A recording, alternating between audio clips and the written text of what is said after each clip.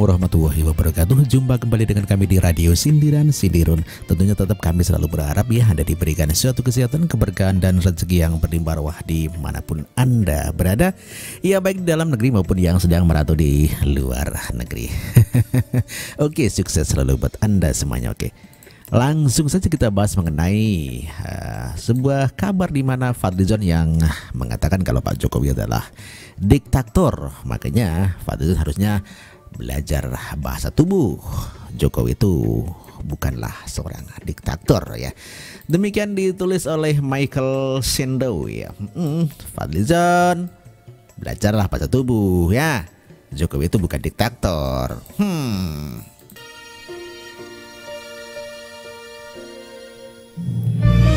Wakil Ketua DPR yang seolah-olah pintar, namun ternyata itu bernama Fadlizon kembali melontarkan pendapat yang jauh dari kesan intelek. Ia mengatakan bahwa sikap diktator seorang pemimpin tidak dilihat dari ucapan dan wajahnya, namun sikap diktator bisa diukur dari tindakan dan kebijakan yang dikeluarkan seorang pemimpin. Ya, ada benarnya juga sih, tapi tak sepenuhnya benar. Siapa bilang diktator itu tidak bisa dilihat dari berbeda ucapan dan wajahnya? Bisa kok, asal mau belajar bahasa tubuh. Fadlizon mengeluarkan komentar maaf yang kerdilnya minta ampun itu dalam rangka menanggapi pernyataan presiden yang menegaskan bahwa dirinya bukan seorang diktator. Diktator itu bisa dilihat bukan dari ucapan apalagi wajah, tetapi dari tindakan dan kebijakannya, kata Fadlizon. Ya, dia mungkin gak pernah belajar bahwa ada bahasa tanpa suara yang sangat universal dan sebetulnya sudah dipergunakan manusia sejak zaman dahulu kala. Sadar ataupun tidak. Cara komunikasi seperti itu dikenal dengan sebutan non-verbal language atau non-verbal communication, juga non-verbal behavior. Kita memaknainya sebagai bahasa tubuh. Studi yang mempelajari tentang body language saat itu terus berkembang ya. Saat ini terus berkembang.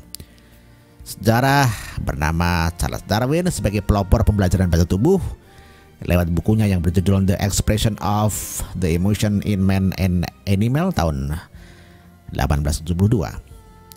Buku itu telah mendorong banyak pihak melakukan studi intensif mengenai bahasa tubuh.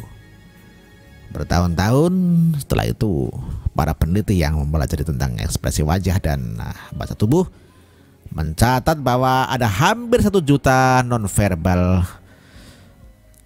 quiz and signal dan dapat data yang dipelajari.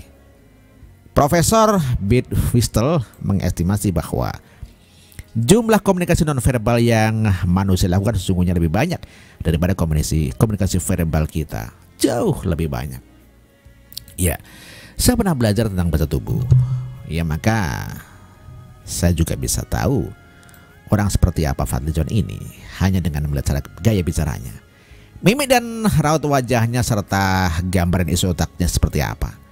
Belum lagi dari ungkapan-ungkapan dan konten statement serampangan yang terlontar. Misalnya saja dari statement pendek yang mengatakan korupsi itu oleh pembangunan. Ya, Anda juga tentu bisa menilai saya kalau saya timbali statement itu dengan pembangunan nenek lo. Bahasa tubuh kadang menyeratkan pesan yang amat kuat kepada lawan bicara atau kepada siapapun yang kepadanya bahasa itu ditujukan.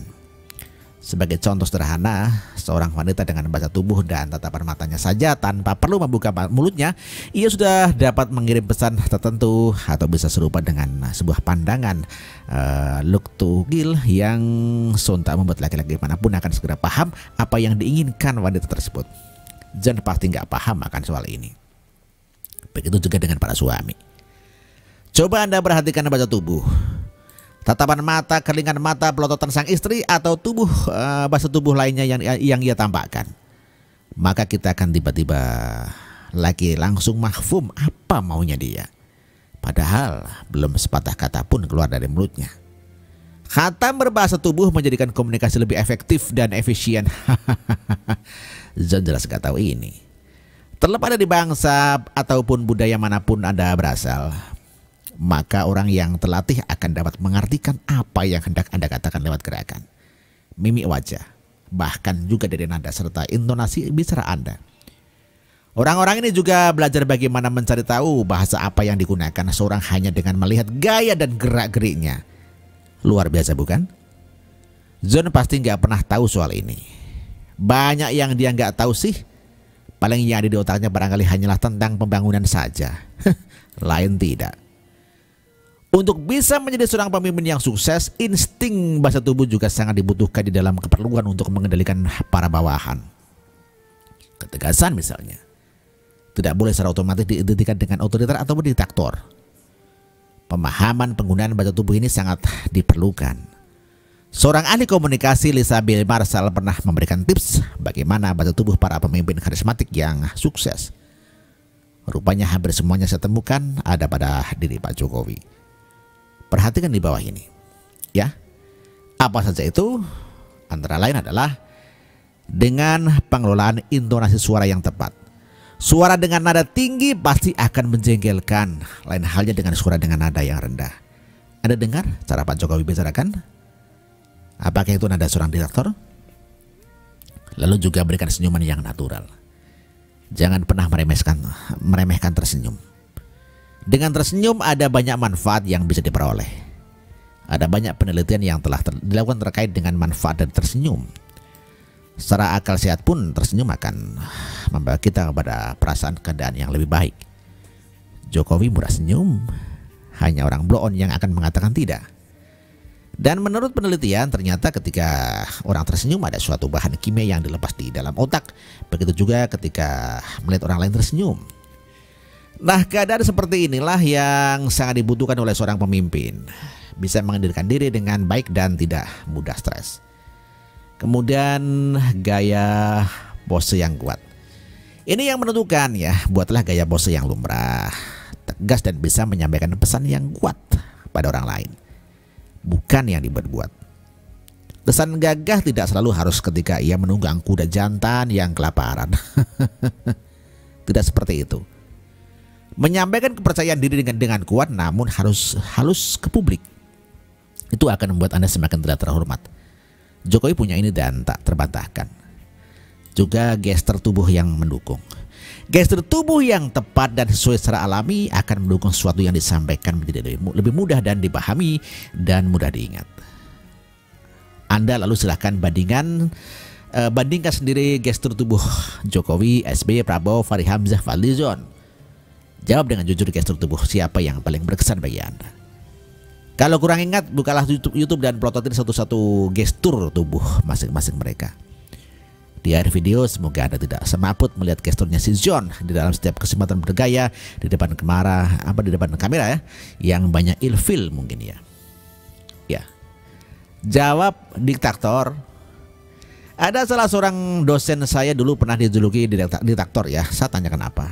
Kawan-kawan saya bilang, oh iya, karena dia tuh tiba-tiba punya motor baru sehari setelah ia habis jual diktat, jadilah ia dosen diktator. Jual diktat beli motor maksudnya begitu ya. Nah, kalau ini diktator lain, Fadli menilai banyak tindakan dan kebijakan pemerintahan Jokowi yang mengarah pada gaya pemerintahan diktator.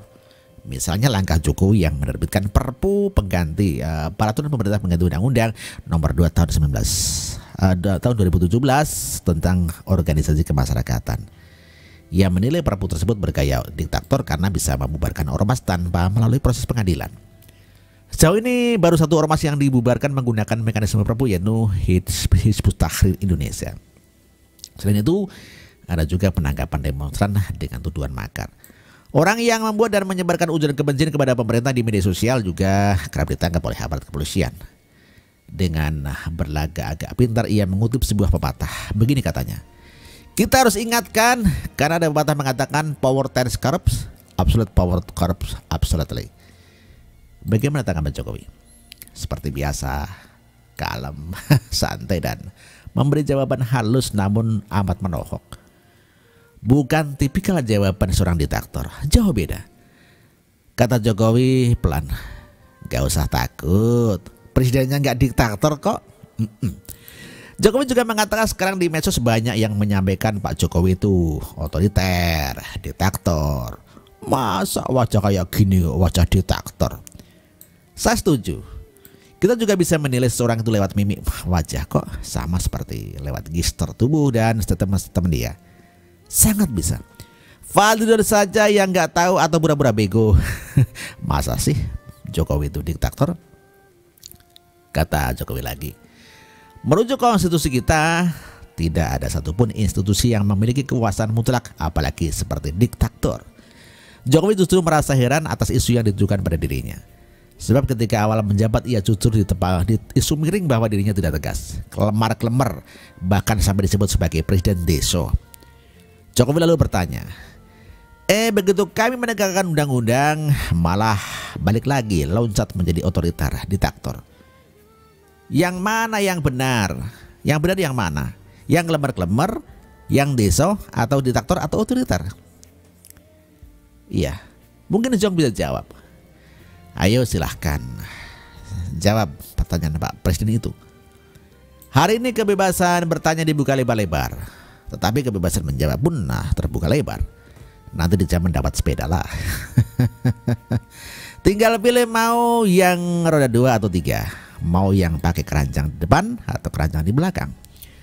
Saya hanya titip saran kepada John, banyak baca, banyak belajar. Begitu juga banyak pemimpin di dunia dari wajah, gestur dan gaya bicaranya sudah menunjukkan kediktatoran mereka. Kita bisa nilai mereka. Coba lihat Hitler dan Mussolini. Lalu apa tanggapan Anda tentang Charles de Gaulle, Francisco Franco, Rafael Fidel dan Pinochet? Serta masih banyak lagi pemimpin seperti itu lainnya. Jadi jangan asal tuding Jokowi itu diktator. Karena bagi yang belajar bahasa tubuh dan mimik wajah, justru wajah-wajah lain yang rakus kekuasaan di negeri ini adalah wajah-wajah yang nampaknya bahkan ada kemungkinan menjelma jadi diktator ketika mereka dapat kesempatan menjadi presiden, termasuk yang bernama John itu. Gak percaya John? Silakan ada cermin, ambil cermin dan tengok seksama wajah yang nampak di cermin itu. Apalagi kalau udah gak cukur kumis selama sebulan, amit-amit jabang oli deh.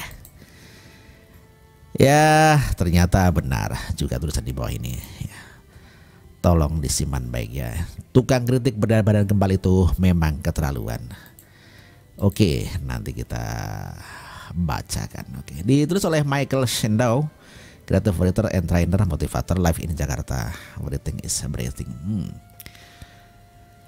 Demikian bro, terima kasih ya atas perhatian Anda mengenai tulisan daripada Michael Shindo. Pak Fadlijon diminta untuk belajar bahasa tubuh, begitu sekata Pak Michael ya. Ya segera cukup demikian, dan tentunya kami mohon maaf apabila ada dalam membawakan berita ini Anda kurang berkenan tentunya, dan terima kasih atas perhatian Anda dan mohon maaf. Demikian, terima kasih. Wassalamualaikum warahmatullahi wabarakatuh.